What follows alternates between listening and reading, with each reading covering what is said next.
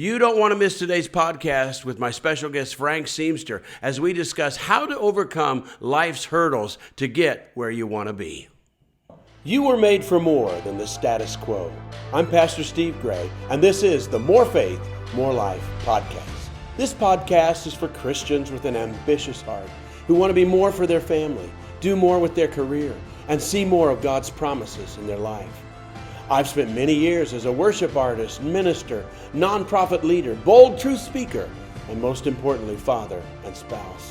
When I was in my early 40s, I was craving more from God and more from life. I'd done everything I was supposed to do. My life was good, but it wasn't good enough. So I spent the following years diving into the Word of God and searching for the biblical principles that would bring me closer to God and help my purpose and life flourish. That's what I want to share with you. In every episode, you'll get practical tools based on real-life experiences that you can put into action to redefine your faith and ultimately your life.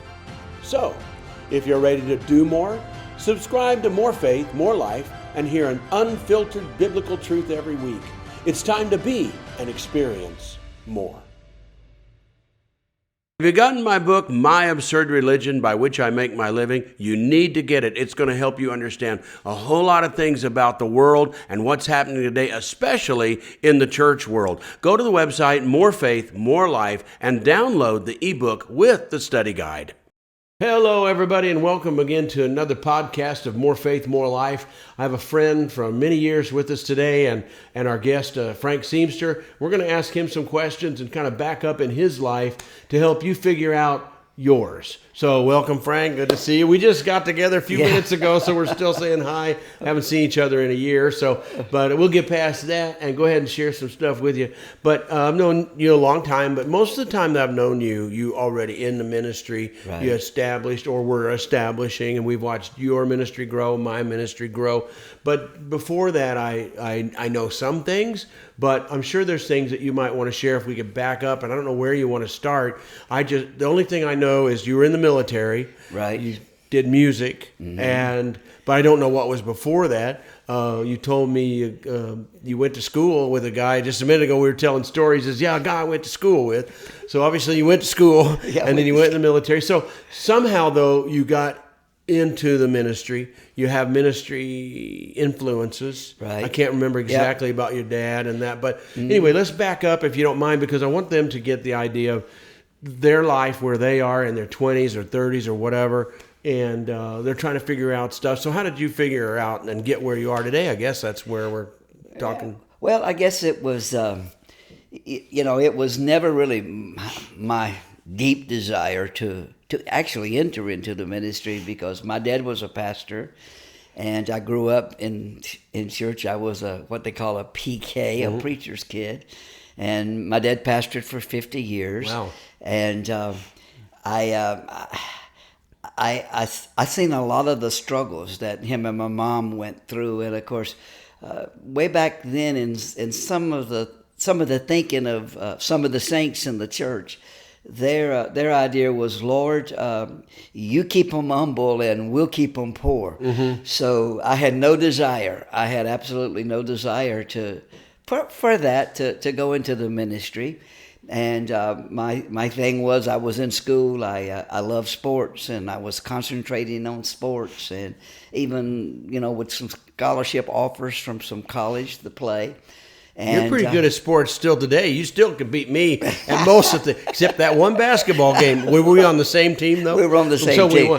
We won. I made that surprise basket. But anyway, he's still better than I am at sports. But that's only because I play twice a week when I'm at home. Yeah, he's still good. Every Monday and Wednesday, and Tuesday and Thursday is tennis. So, Oh, God. I'm trying to keep up with you. Yeah, I can't keep up with you now. But anyway, so you like sports. You did sports. And that was the thing. And really, I wanted to go into business. That was really where I had an attraction to. And so I graduated from school. And I went to Bible college. Okay, I forgot about that. Yeah, I went to Bible college, and I came out of Bible college, and then I went into the military. What state were you? Was it on the coast? Where North you are? Carolina. Yeah. North Carolina. Yeah, and the North Bible- Carolina is where I grew was up. born and raised and grew up in.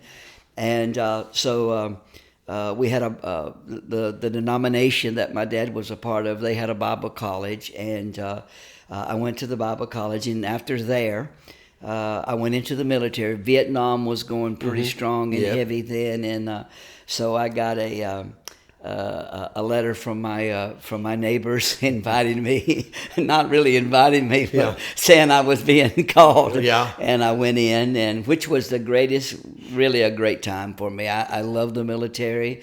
I got hooked up with a gospel group in the military, and we actually won the all service championship in Tokyo, Japan. Larry Goss. Oh, yeah, remember the Goss brothers? Yes, yeah. Larry and I and a guy that was with had sung with the Imperials that was there, and so we had this little trio. Yeah, and big. Those that might not know, those big names in gospel music. Some years ago, but they laid a great foundation for today. Wonderful foundation, and so. Then when I came back and I went into business. I had a friend of mine that had he had an advertising company, and so he asked me if I'd like to go in with him. And what they did is we would put if you go into the baggage areas of the hotels of the airports like I did today. There used to be a great big billboard, and they would have different places that you could call, taxi, restaurant, and they could come pick you up, the taxi people, and carry you. Now those are kind of out because everybody's got their cell phones, and they make those calls. So I went in with him, but then also deep inside I kept feeling, though I knew the call was there, it was something that I wasn't really.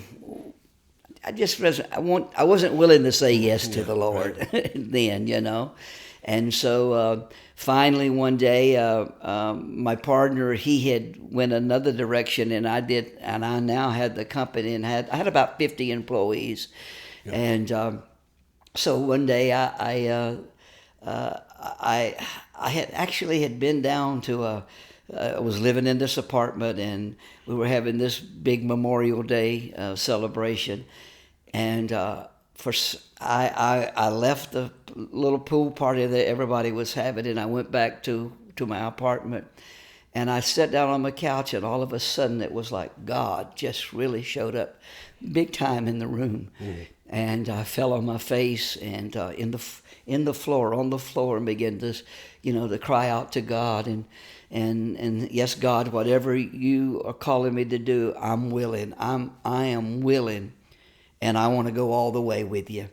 And so anyway, I gave my notice, and I at the apartments that I was living in, and I went back home, and I lived in a room for about 9 months. That was about. I don't know, about 10 by 12 on my face before the Lord, just crying out unto God.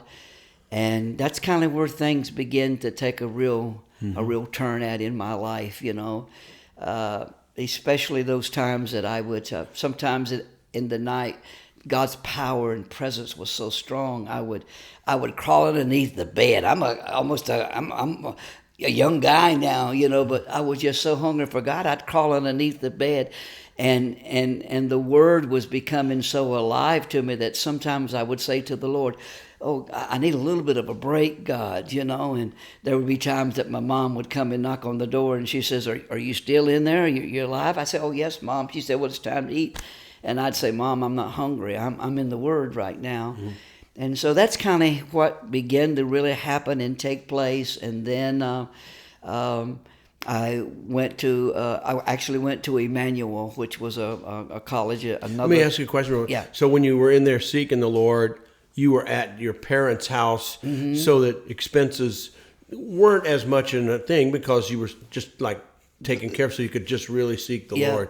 And I think some of the guys and gals, you adjust what you got to do. You may not want to go live with your parents or whatever, but you go live you got to find your way, or you're going to be miserable your whole life. Yeah, and that's because the call was so heavy and so strong, and the thing that I kept saying to the Lord God, I want it to be real, because I had growing up, kind of like Clint Eastwood. I'd seen the good, the bad, and the ugly, and it was all in church. Yeah, right. Yeah. All in church. And I will back up just for a second. I had met when I was in the military, and I was stationed in Okinawa. That was our home base, and we traveled all over that area with the singing group. And but Okinawa was my home base. And I met a pastor there which actually became the church that I attended while I was stationed in Okinawa. And I had never met a pastor like him in all my life, like you would be. No. I say that seriously. No, I had never heard anybody preach the way, and I'd been in church, ever since I could remember, was born. I remember laying under the benches under the sawdust, under the tents with my dad, So I had grew up in it, but he just had such a phenomenal relationship and an understanding of the Word, and so much so that I'd meet him every morning at 4:00. Every morning at 4:00, we had the church was in like a Quonset hut. I'd meet him every morning at 4:00, and we would pray and we would study, and he would open the Word up to me, and I never forget it. He had these little note cards, and we put 3 verses of Scripture on those note cards, and I would memorize them every day. And so at the end of the week, I had 15. Oh, that's pretty good. And then I'd take a break on renewal on Saturday, and take a break on Sunday, then start back on Monday, which gave me a real hunger, right? A real hunger for the Word of God, Right. And but then I went to school, and then the Lord just began to really speak to my heart about full-time ministry. And I did. I said yes to the Lord. Yeah. And then, of course, Naphtali, right. She came, and we started traveling. Yeah. We were in Missouri, and that's Poplar Bluff. And that's when I met you. You were at a church. Yeah. Kind of a transitional time. You knew you weren't going to be. I knew even just meeting you, you're not going to be there forever. Yeah. Because of the kind of church it was at the time. But yeah. It served what it was. And shortly after I met you, you were already. Even when I did meet you, I think you were already planning, because that's our first conversation about, you're a pastor. I'd like to maybe come to your church sometime. And our church was like a year old. It was the first year, and you were starting the first year with Naphtali, and so those great beginnings. Yeah. And it's kind of that's, and it hasn't been without I remember when we first started out, sometimes we'd have to sleep in the car, try to have enough gas to get to the next meeting, because back then, a lot of times you guys remember, a lot of the churches didn't have the finances that they have today, the accommodations, So we would start off. We started off sleeping in cars. Sleeping in the car, her in the front seat and my in the back seat.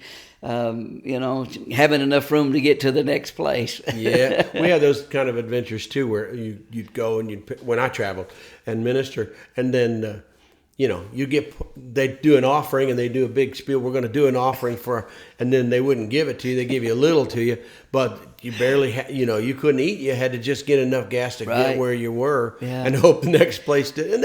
And God came through. The next place would do better. Yeah, but I remember, Kathy, we had this one particular place we went to. We needed the finances really bad, and we were driving that big bus back then too, and we needed it really badly. And we preached. We did 4 or 5 days or whatever we did, and should have had pretty good offering, and we had some friends that told us, that they had put money in because they showed up from a long distance. So the offering should have been pretty good. And then it was something like, we want to bless you. I wish we could have done better, which they could have. And they gave us like about $200. And we had, Kathy knew, and she said, I know they kept some of it. They stole that money from us. So that's when we first learned that lesson. I said, Kathy, we're not going to get that money back. So the only way we can do it is this release it and say, they didn't steal it from us. It's our gift. We gifted to you. You didn't steal it. It's our gift. Take it. And they didn't even know we prayed that, but it released us and said, Kathy, you can't be mad anymore. And God made up the difference with somebody else's generosity. Yeah. I know you got lots of stories too, but, those are those days that we want to encourage those that listening too, that, you'll have your own adventure. Right. Don't be afraid. Be wise, but don't be afraid. Seek good counseling. Talk to guys like Frank or myself or somebody that who may have been through it would be excellent. I don't know. It's hard to, over the years, it's been hard to find somebody that could really bring you to that deep level you want to go at. Yeah. But whoever and you're hearing this, we talk about more faith and more alive, and you need to start your adventure on whatever, full-time, part-time, whatever you can do. It is the greatest life. It is the greatest. But God has challenges when you see so much like I always say, Frank, you can tell this is spiritual because people in the ministry, in the church, go through things nobody else goes through, selling advertising or whatever you did, working down at the source, even having a business or whatever. You go through battles and you have people, but once you hit that ministry, you know there's a devil because it's a challenge because we're dealing with people with the spirit realm, but it's so worth it. Okay, so then you started and you went and you've been going. How did you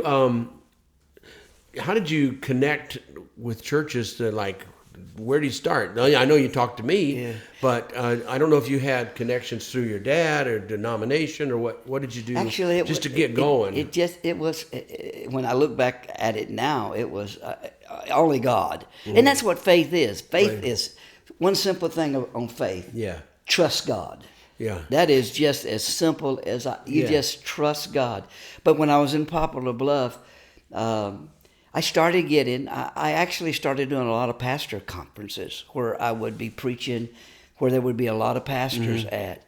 And that's really where it really kind of launched things at. Because pastors would come up and they would, say, hey, would you come to our church, And back then, there was not a lot of churches that were in the praise and worship like we are now. Oh, yeah, that's true. So it became a great avenue for me in a lot of places because even though they were not in worship and praise, I could say, hey, especially when I got ready to preach, because you're looking for a certain kind of atmosphere and presence. I'd sometimes bring them up around the keyboard and just sing and anyway, the Lord just began to bless that, and then I'd go back home, back to Poplar Bluff, and I would preach, and I got feeling more like a hireling than I did a pastor because I was, gone, and so. But the big thing came. I was out in California, and I actually went to this conference with just no intention of anything. I didn't even hardly know the leader. My father had knew him, but I didn't really know the leader of it, and. I knew a couple of people that were connected with him that were now working with him, but that's all that were from our area in North Carolina. And they were having this big conference, and they were having a shut-in before the conference had started, and they had a 3-day shut-in, and people would just stay at the church and pray, Those that had to go to work would go to work. They'd come back from work and just pray, and I was in the shut-in. And I did get a chance to meet the leader of the conference, and the first night, the opening night, I was sitting back about middle way, large crowd, and he made mention. He said one of my old friends that I haven't seen in years, his son is in the service tonight, and I want to ask him just to come to the pulpit. And so I came up to the pulpit, and thought I was going to sit down. And he hugged my neck and said, "You're preaching."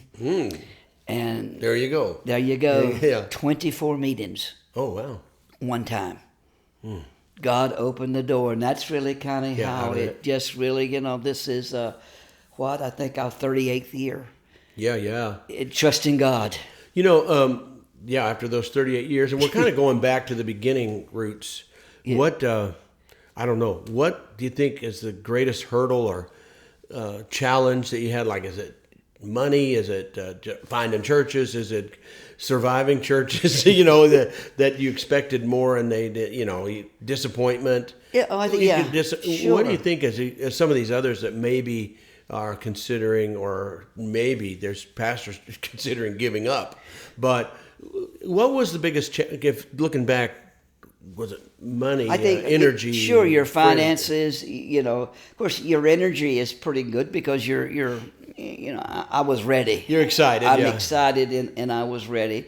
Finances, as you mentioned a little bit earlier about offerings. I had those kind of same situations too. Where it was 50-50 in some situations. Mm-hmm.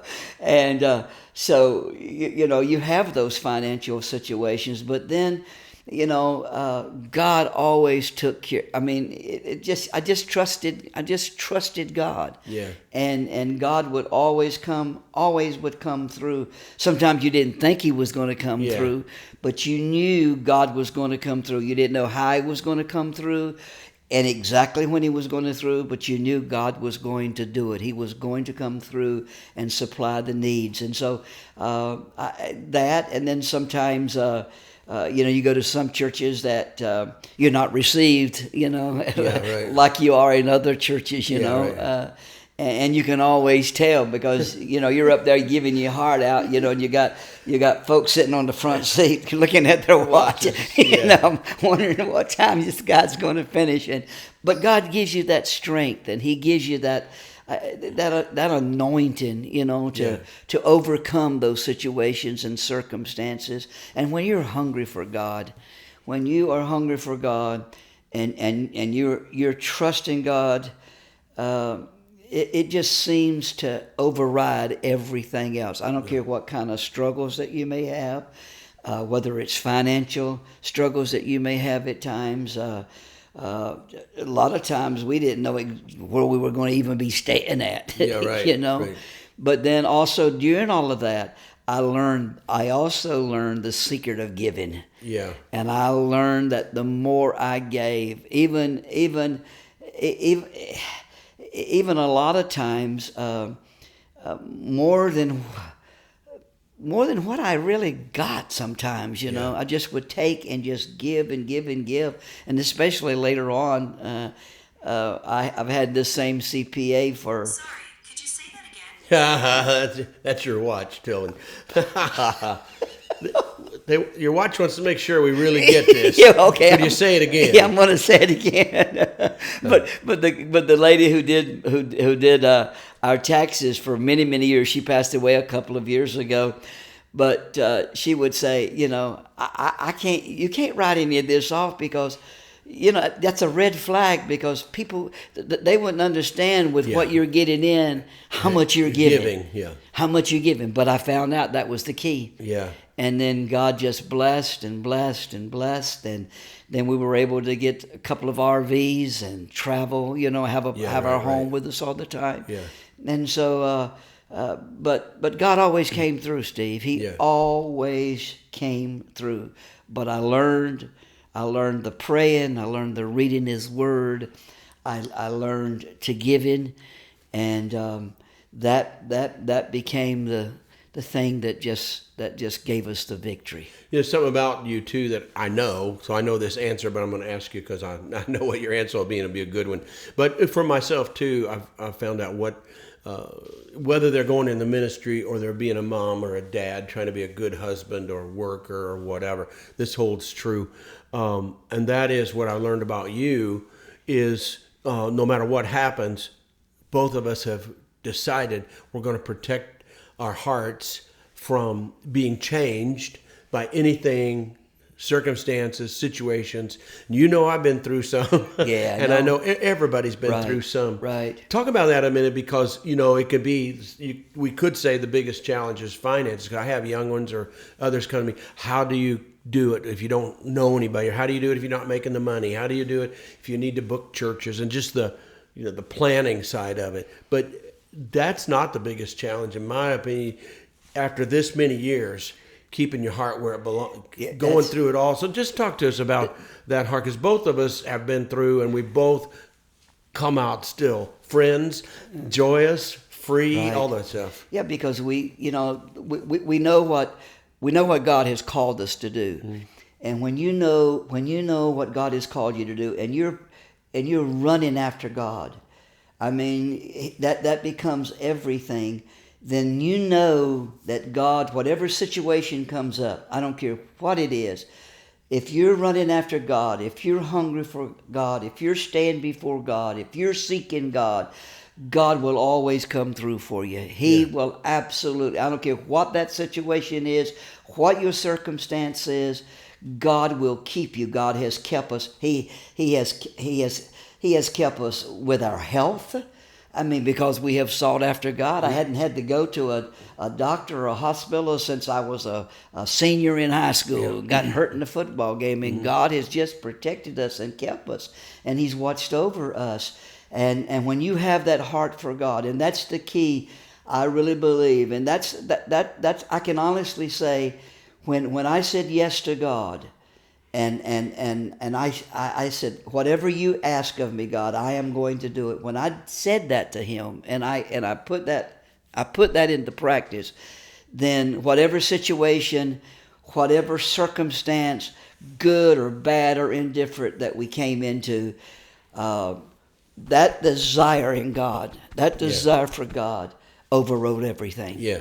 And if everybody here can learn that, listening, we talk a lot about ministry, obviously. We love to see young women and of all ages, go do it, Right. But it's not for everybody, but everybody can pursue God and get the best life they can get. That's why, more faith is going to produce more life. Right. And you can be alive and not have that life. And I'm so happy with myself too.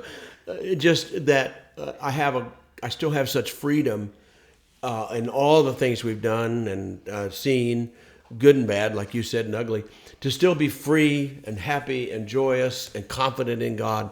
And that's what I want for the people. And I want to mention something too. Zion, I think he's helping us, over there with this podcast. I always look to him, our producer or whatever, director. Yeah. But we should talk about the book, right? I want to talk about My Absurd Religion, because it's a small book, and you can get an ebook with a workbook and all that. But the thing I like about it is not necessarily you need to read it, but they do, is because you get preconceived ideas of what it's going to be like to serve God, to go to church. My church should be like this. Now I'm disappointed.